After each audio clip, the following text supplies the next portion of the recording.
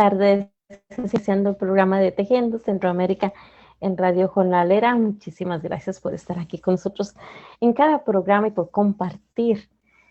Como lo prometido es deuda, estamos acá nuevamente con Laura queriendo pues contestar preguntas migratorias y poder dar más información en cada programa, ¿verdad? Así que les agradeceremos ya de antemano las preguntas que ya nos ha enviado por el Messenger, ¿verdad? Así que estamos muy agradecidas aquí con Laura. Hacemos siempre lo posible por mandar la mejor información para ustedes, la más orgánica, la más confiable, la más viable.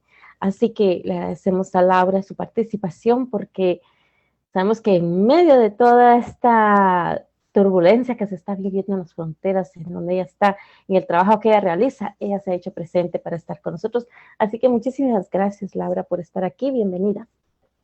Gracias a ustedes. Es un honor estar aquí con Azalea, también con vasta experiencia en el tema, pero sobre todo, pues con sueños migrantes que nos preguntamos unos a los otros, y les quiero decir que también, aunque no tengamos todas las respuestas, igual el personal, Azalea, yo y toda la gente que apoya en organizaciones y que está atrás de estos esfuerzos de sociedades civiles, todos estamos con muchas ganas de apoyar de alguna manera u otra. Entonces, si no sabemos las respuestas, seguramente dentro de muy poquito se las haremos saber por cualquier medio que tengamos a disposición, pero esto como por la salvedad de que igual y no les contestamos ahora, pero tenemos todas las ganas para hacer lo que sea posible para ayudarlos. Así es. Entonces vamos a darle el inicio a este programa, ¿verdad? Porque los minutos cuentan. Y fíjate que las personas nos están haciendo preguntas, ¿verdad?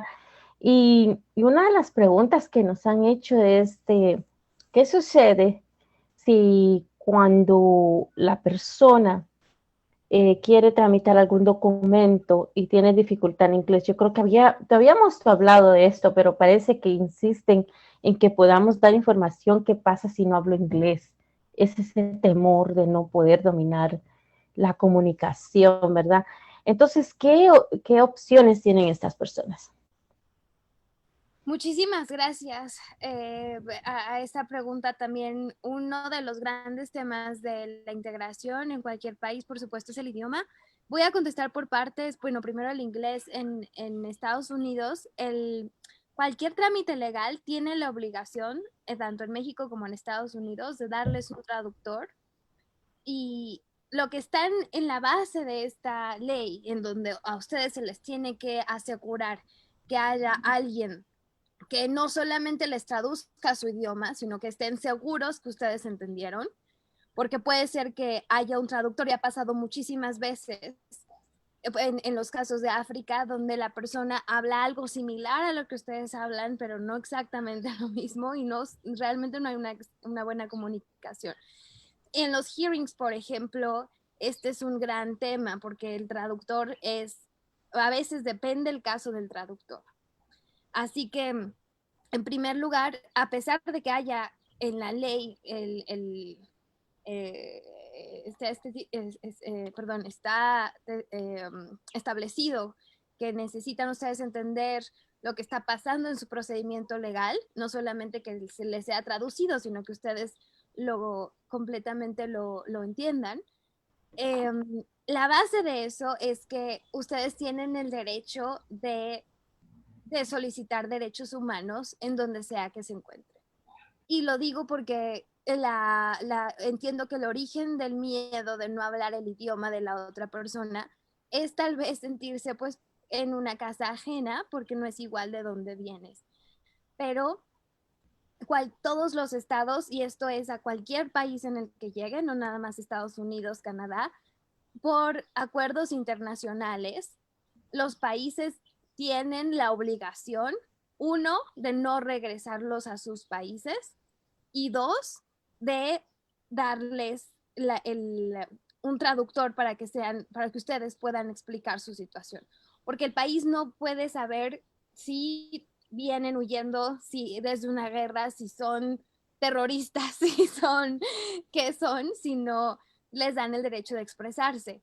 y estos derechos son derechos humanos y son internacionales. Ahora, ¿cómo se ejercen? Bueno, ya ahí hay como muchos bemoles, y todos esos bemoles dependen en gran medida de cómo ustedes los puedan exigir. Y eso entonces depende de la información. Entonces, si hay una persona que escuchó este programa, por ejemplo, y que sabe que tiene todas las ganar para exigir ese derecho, y otra persona que no, por ejemplo, simplemente el miedo de no decirlo puede hacer que el ejercicio del derecho, que es que les den un traductor, no logre el propósito, que es que ustedes sean parte de su proceso legal, y entonces no se ejerza, pero dependen nada más, en este caso, de que ustedes lo hagan valer. Entonces, ya, ahora sí que en acuerdos firmados está dicho, pero solamente es posible pues una vez que ustedes lo saben y lo exigen. Pero en cualquier país, México, Estados Unidos, esto es una obligación de parte del Estado. Ahora, en el caso de México, hay también muchos temas o sea, generalmente las asociaciones pedimos a la CNDH, que tiene muchos traductores, sobre todo de lenguas indígenas, que nos presten al personal. Y esto tiene muchos temas de presupuesto, de que si quién hay que pagar qué, y esto significa mucho más proceso burocrático.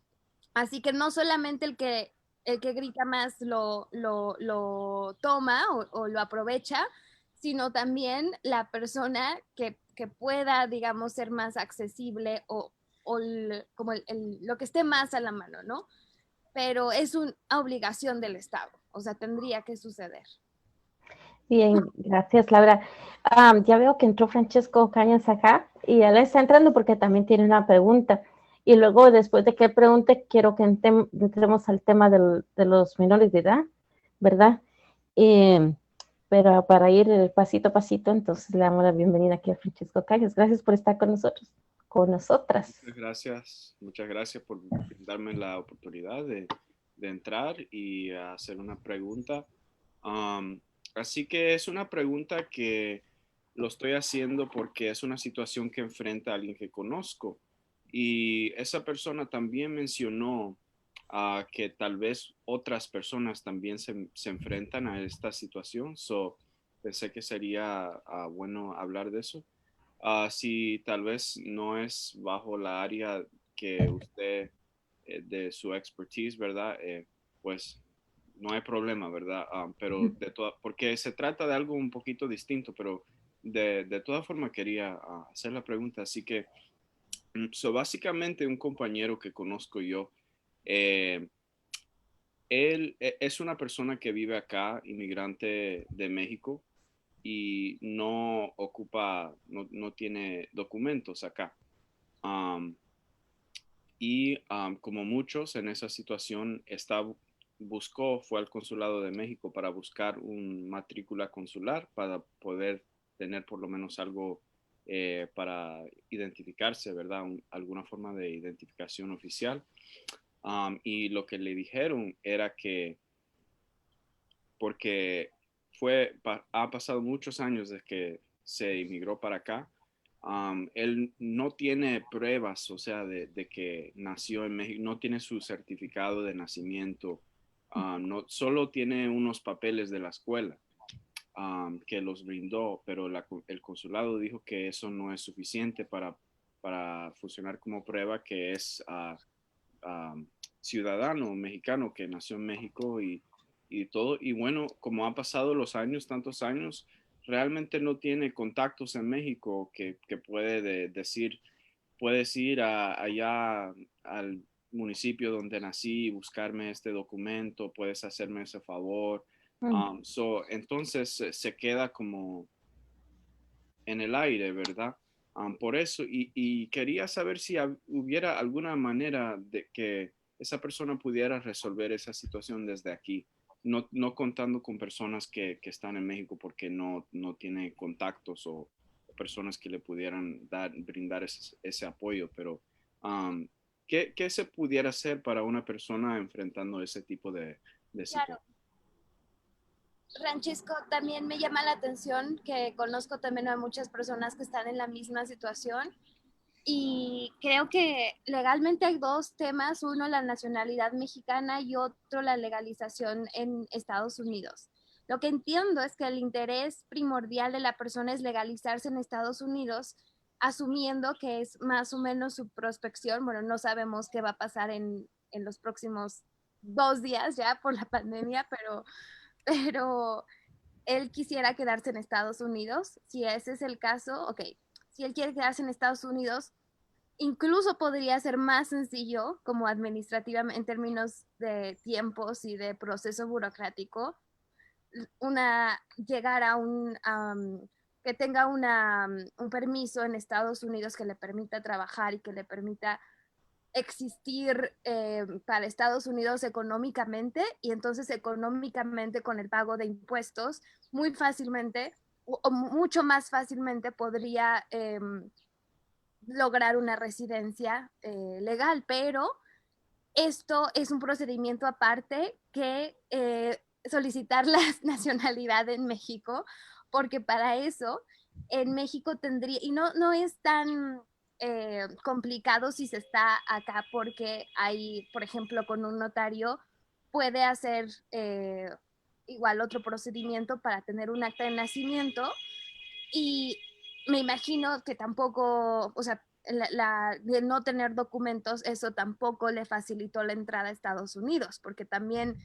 en Estados Unidos, si tú puedes cruzar la frontera, por ejemplo, si entras con un pasaporte y en visa de turista, pero te quedas mucho más tiempo, o tu visa se expira, o cualquier procedimiento, entonces eres, digamos que otro tipo de migrante y no está tipificado como sí, ilegal formalmente, porque simplemente tú pasaste por la frontera, y esto te hace un migrante como con otros derechos, digamos. En cambio, un migrante que nunca pasó por la frontera legal, o sea, con pasaporte, y nadie le selló ningún documento, eso sí tiene como otra calidad de migrante y necesita como otro procedimiento para legalizarse. Pero si la razón por la que no pudo, perdón, el ruido de la calle en donde estoy, justo pues estamos en México, no tienen ni idea. No, se vale. Sí, pasan a recoger este fierro viejo que vendan. Ojalá algún día pasen para que lo oigan. Pero sí, este procedimiento, no estando en México, puede ser mucho más difícil que el procedimiento para tener un permiso en Estados Unidos, pagar impuestos, o sea, poder trabajar legalmente, que me imagino que es lo que primero le preocupa, y entonces ya la residencia se vuelve como, no pase automático, pero sí un procedimiento menos engorroso que lo que en México sería sacar un acta de nacimiento sin estar en ese país y sin tener los contactos. Ahora, no es imposible. Eh, Se puede, no con la embajada, pero sí se puede, por ejemplo, con organizaciones indirectamente, igual de servicios legales, hablar con un notario, y con los documentos que tiene de la secundaria es muy viable poder sacar su acta de nacimiento, y con algunos detalles que sí puede encontrar de sus abuelos, o sea, no hacer un esfuerzo, pero ese esfuerzo, si no está en el país y a través de una organización en México, podría tardar un poco más de los procedimientos que en Estados Unidos le pueden facilitar sacar un permiso de trabajo. Y además, en Estados Unidos puede justificar en su solicitud de refugio, porque bueno, no sé cuántos años, supongo que ya lleva más de un año, ¿no? Por lo que me contaste, entonces ya no tendría que sacar No, esa. son muchos años, es una persona ya mayor. Sí, no, yo creo que o sea, esto le ayudaría muchísimo más explicar la verdad en Estados Unidos, porque tiene como muchos detalles que podrían funcionar a su favor en el proceso de residencia, que en la burocracia de, el del acta de nacimiento en este país. Sí. Una pregunta, quiero agregar algo. El consulado mexicano no cumple no tiene esa función para sus ciudadanos de buscar ellos esa acta de nacimiento y poder hacer ese proceso Laura. Sí, si existiera el acta de nacimiento, tienen la facultad, pero lo que entiendo es que no, él no cuenta con un acta de nacimiento, tendría que como acreditar su nacionalidad, ¿verdad? Oh, entonces el consulado no tiene la facultad de poder buscar el acta de nacimiento de este individuo.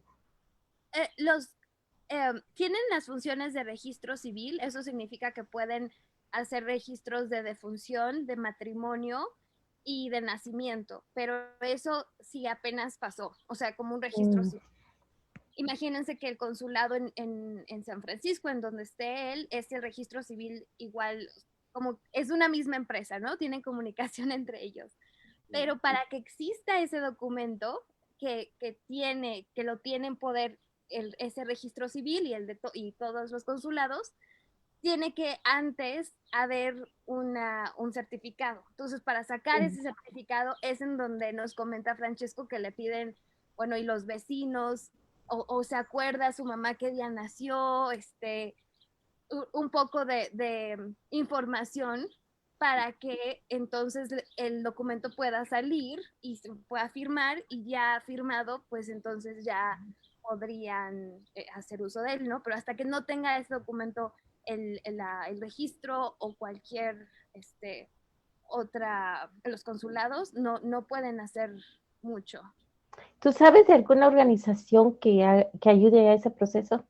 Claro, en México, ya que él es migrante, es mucho más Ujú. fácil que lo haga a través de Sin Fronteras, que es la organización más fuerte en México para temas, bueno, de asistencia legal, psicológica y médica. Para temas de hospitalidad y más de asistencialismo, yo recomendaría Casa Refugiados, PCR, y directamente con el ACNUR.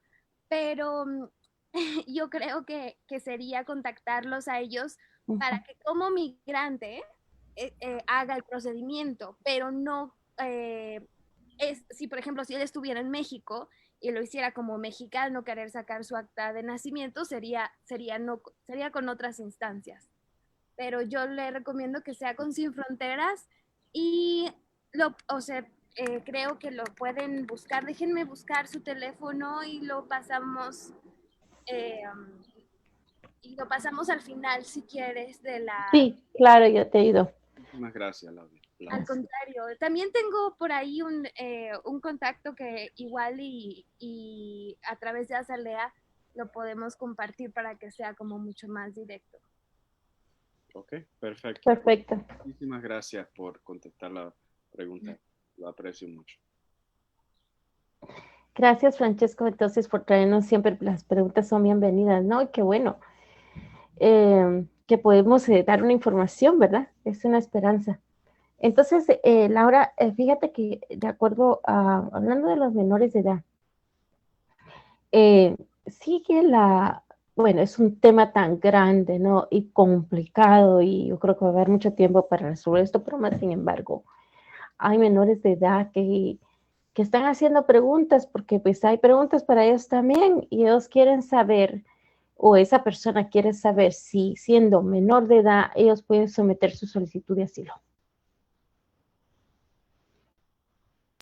Perdón, estaba muteada. Sí, depende también bueno, quién es, si es un niño no acompañado y si es una persona que viene con un tutor que no son sus padres.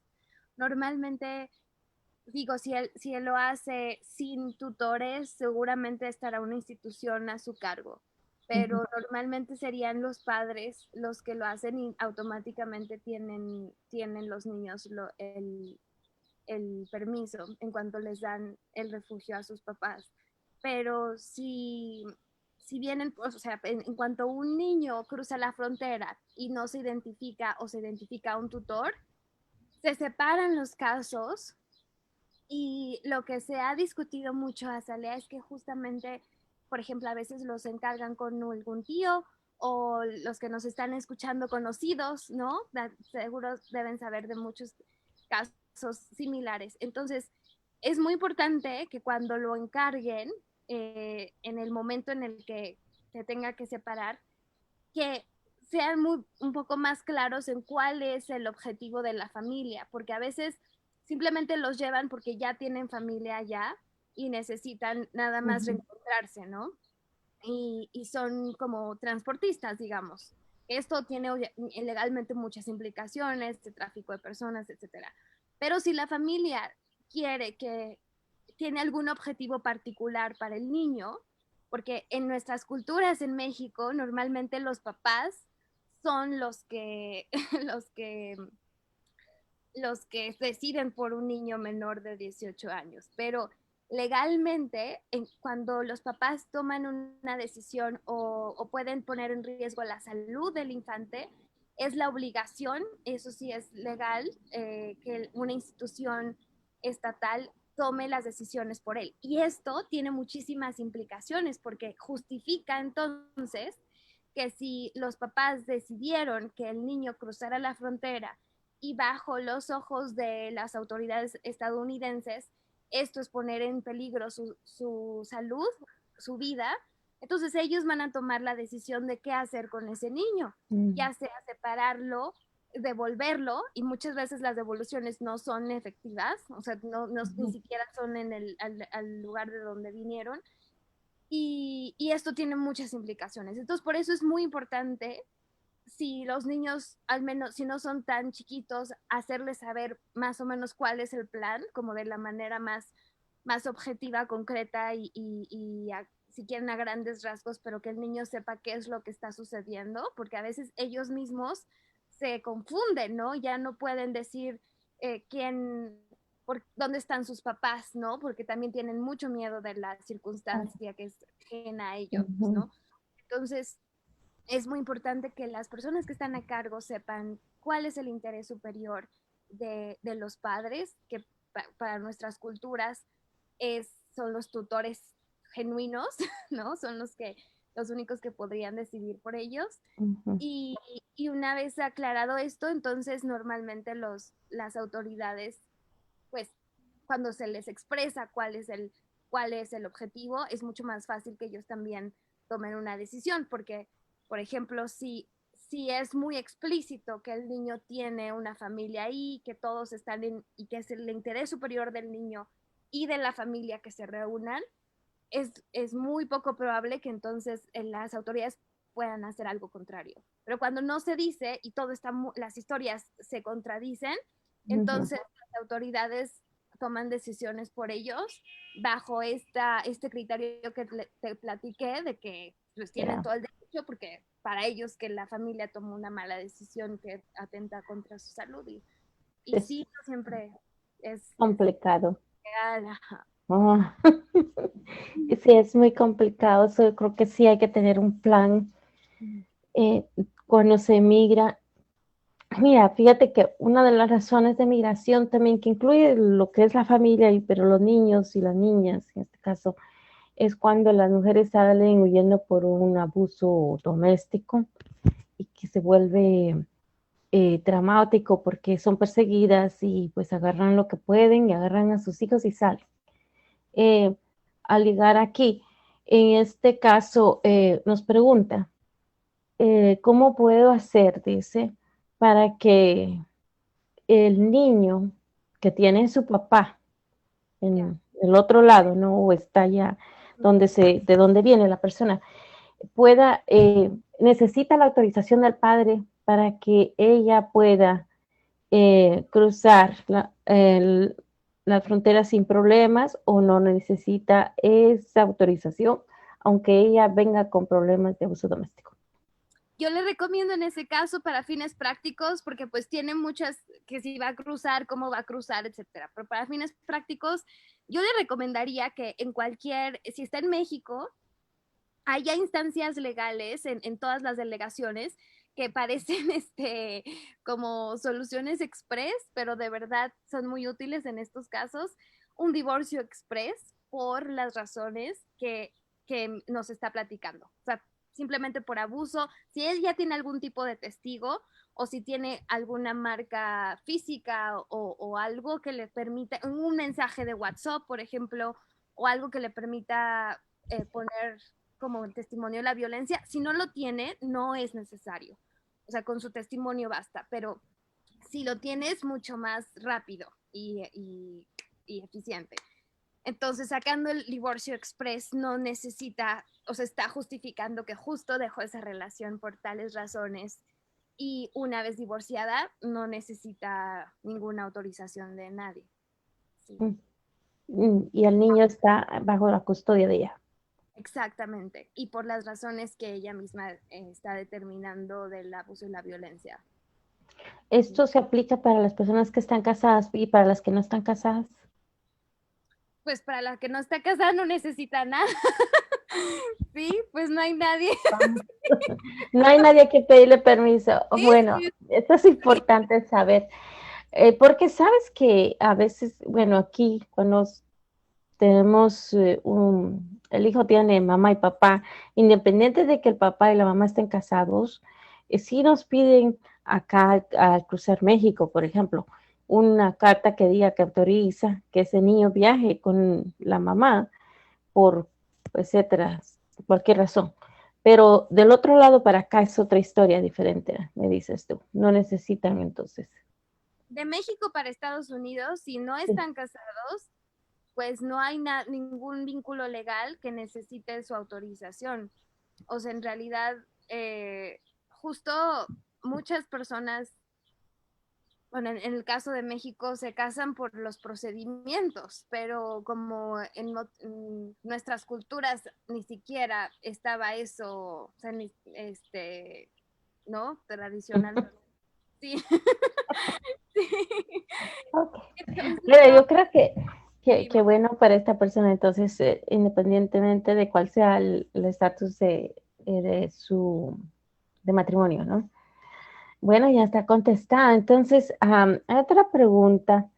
Eh, Nos preguntan, en el caso de los niños, si yo no esté, y yo creo que en vamos a hacer otra pregunta, yo creo que necesitas un espacio también tú, porque tú tienes alguna información ahí extra también que nos quieres dar referente a esto, según había entendido, ¿verdad? Bueno, entonces nos dicen de que los niños han sido separados por 2 años ya y están separados de la madre. Y durante este cambio de migración que ha habido, según dicen, pero que no se ha confirmado, quieren saber si va a haber la oportunidad de que estas personas que entraron hace 2 años, en este caso, puedan ellos pedir un asilo y encontrar a los niños, o van a ser castigadas o castigados los padres por esa migración que hubo hace 2 años. El presidente Biden justo acaba de firmar una de las 3 órdenes ejecutivas, tiene que ver con la reunificación familiar. Pero esto no significa que vaya inmediatamente a todos los casos que están pendientes a restituirse. O sea, obviamente también hay un tema de imagen política internacional, porque como saben, la imagen de Estados Unidos con Donald Trump, pues el prestigio incluso a nivel internacional y bueno, muchas implicaciones, ¿no? También en su lucha contra China, aparente, ¿no? Pero bueno, el punto es que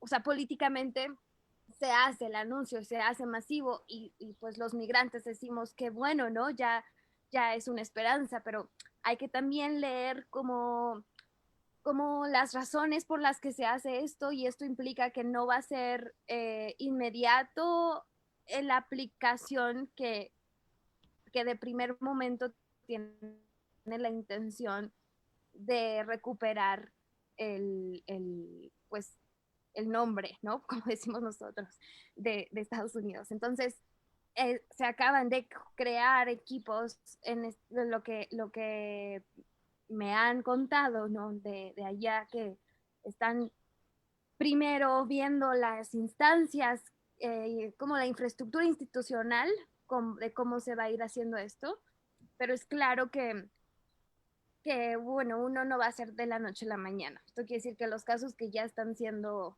como, ya eran complicados, tienen la esperanza ahorita de que no, políticamente no están, no hay como un sesgo para denegar los permisos, al contrario, pero no cambia absolutamente, en este momento no cambia mucho el proceso que van siguiendo, o sea, todos los casos de reunificación. Yo creo que lo que sí podría cambiar es que si bien pues eran muchos, o sea, los números van a empezar a transformarse, esperemos, en dos, en plazos medianos y largos, pero para el caso sobre todo de los niños, creo que van a empezar a haber nuevas instancias y eso es lo que estamos esperando, que tomen decisiones diferentes, o sea, que ya no hayan temas de que se les regresó a Guatemala cuando eran del Salvador o cosas así, pero de que van a seguir regresando, o sea, de que los migrantes van a ser migrantes siempre y con el tema, o sea, todo lo que implica para los estados recibirlos de infraestructura que no se dan abasto, pues no está cambiando demasiado. Sí. Bueno, entonces, te damos el espacio, ¿no? Para que nos cuentes entonces la información que nos tienes referente a los niños y de esas investigaciones que que nos vas a compartir, ¿no? En este programa. Si fueras Sí, tan amable ahora. muchas gracias. No, Acela, la verdad es que también me da mucha pena contigo de que hemos tratado como de chile, mole y pozole y hay muchos temas. Y gracias, gracias. Te agradezco. No, la verdad que Personas no, no, con chile, mole y pozole, la verdad que estamos saliendo adelante y yo creo que la buena voluntad, ¿no? De poder hacer este programa es algo increíble, ¿no? Entonces yo te agradezco muchísimo a ti. gracias a ti. Entonces quiero aprovecharte al máximo, ¿no? Pero sé que entre todo esto, no sé si está bien, ¿verdad? Si tú quieres compartir en este momento, ya que los minutos cuentan, se te está acabando el tiempo. Claro, tengo 10 minutos para platicarles de los niños que llegan a Estados Unidos con otro sistema educativo. Ujú. Simplemente a los maestros hay un nuevo, bueno, no es tan nuevo, pero sí, no es muy conocido. Un programa binacional de educación migrante, PROVEM, que busca la mayor integración de los niños que están en México, que llegan a Estados Unidos o de Estados Unidos que regresan a México. Este programa es para los profesores. Si algún profesor nos está escuchando, puede hacer un intercambio de ambos países durante el verano y conocer el sistema educativo del otro país y tener 8 casos, es decir, 8 niños que son migrantes y llevarlos de la mano en su proceso de integración. Así como este programa, también ya las escuelas en Estados Unidos están poniendo no solamente programas, sino maestros específicos para atender las necesidades psicoemocionales, de aprendizaje, de idioma de los niños de otras culturas, pero también pueden acercarse a, hay una, bueno, si están en California, en Oakland es International High School, ahorita les paso bien el nombre, y hay programas, para no hacerles el cuento largo, de organizaciones civiles que están dándoles herramientas a los niños y sobre todo ahorita en la pandemia que de todas maneras no hay escuela ni para unos ni para otros, para poder integrarse mejor. Y para mí este tema es muy importante porque los niños son el futuro del mundo y al final lo que ellos experimenten incluso tiene implicaciones, los primeros 7 años, implicaciones genéticas, implicaciones de muchos tipos, ¿no? Y son los que al final pueden estar más vulnerables al crimen organizado y también pues son los que tienen nuestro futuro en las manos, ¿no? De todo el mundo. Así que creo que es importante saber que hay necesidades especiales para esta población y que no tengan pena, ni miedo, ni duden un poquito de saberse ciudadanos del mundo y de saber que tienen unas capacidades que ningún otro niño va a tener, porque cada persona es diferente y tiene algo único que ofrecer. Entiendo que la cultura en Estados Unidos a veces puede llegar a ser un poco asimilacionista, es decir, que si no es igualito a los demás, es muy fácil que resaltes y se sientan incómodos. Pero me encantaría poderles transmitir la cantidad de herramientas y posibilidades que tengan para que esa luz se brille, para que lo que tienen para dar al mundo pueda también compartirse y sobre todo que no se apague, que no la dejen apagar por temas culturales, de una educación diferente, porque el sistema es diferente. También entiendo mucho a los niños latinos como yo, que hablamos todo el tiempo y tenemos preguntas y queremos correr y llegamos a la escuela y todo el mundo tiene miedo de hablar con el profesor, nadie opina, nadie dice no.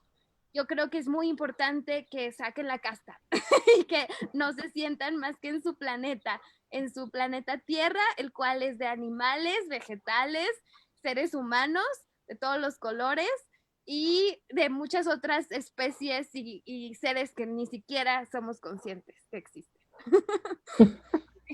Gracias, Laura. Yo creo que es muy importante entonces aprovechar esos programas, ¿no? Vamos a estar atentos aquí a que tú nos pases esa información para incluirla.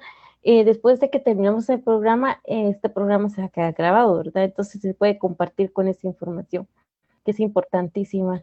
Y gracias, ya lo estás compartiendo. Entonces vamos si tú pudieras también enviármelo por WhatsApp, te lo agradecería bastante, para compartirlo también en mi perfil para las personas que me acompañan. Y tal vez Francesco nos ayuda ahí con Radio Jornalera.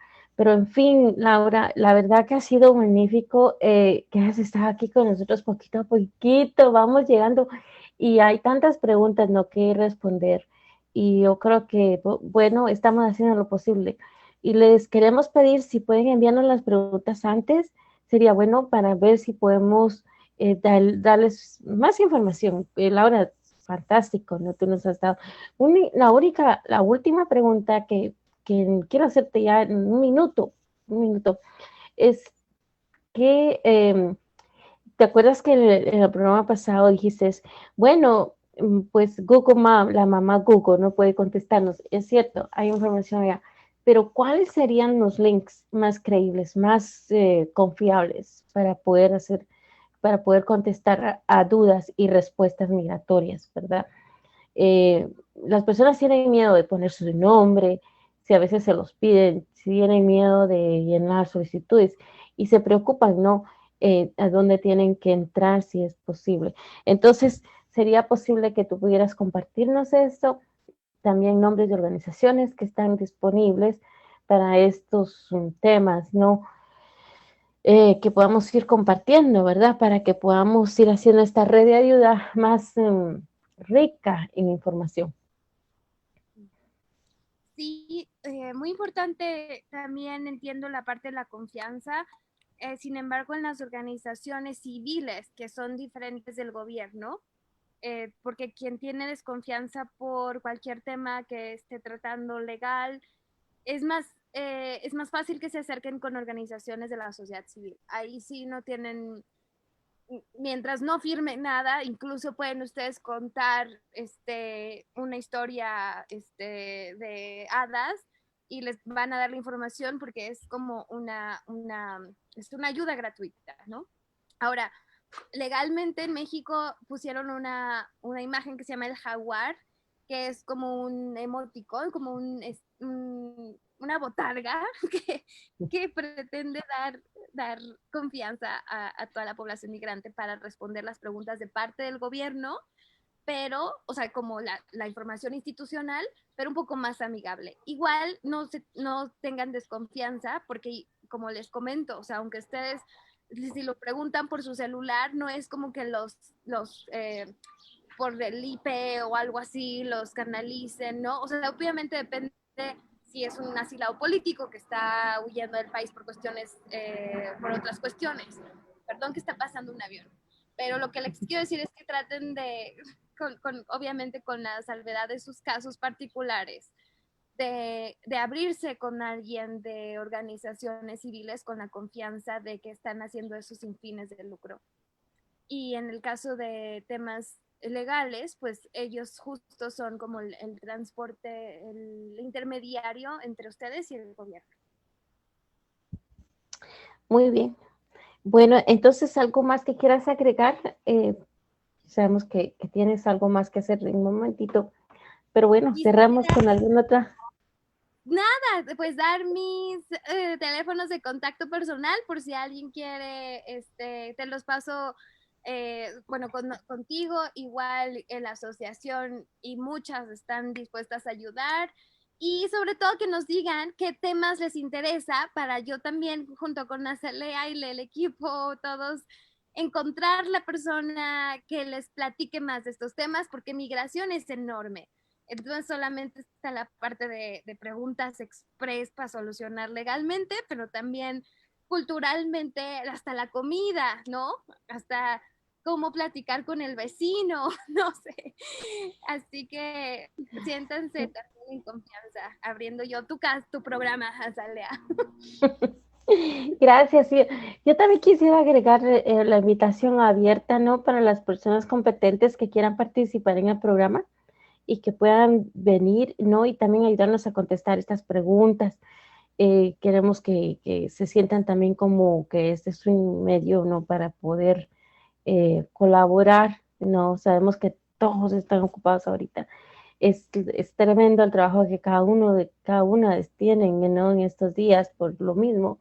Pero bueno, podemos hacer lo posible, ¿verdad? Entonces, gracias Laura a ti por haber estado con nosotros y regresamos el próximo jueves, ¿te parece? Y a ver qué noticias nos tienen, a ver qué comentarios nos van a enviar y a ver cuántos nos comparten este programa, ¿verdad? Para que podamos seguir pasando la voz. Así que nos quedamos así, abrazados. Abrazo para ti. Gracias, Francesco, por haber estado con nosotras y también a todas las personas que les gustó el programa y a Endilon por el espacio y a Radio Jornalera. Regresamos el próximo jueves con Laura Moreno Morales. Arriba los migrantes, gracias.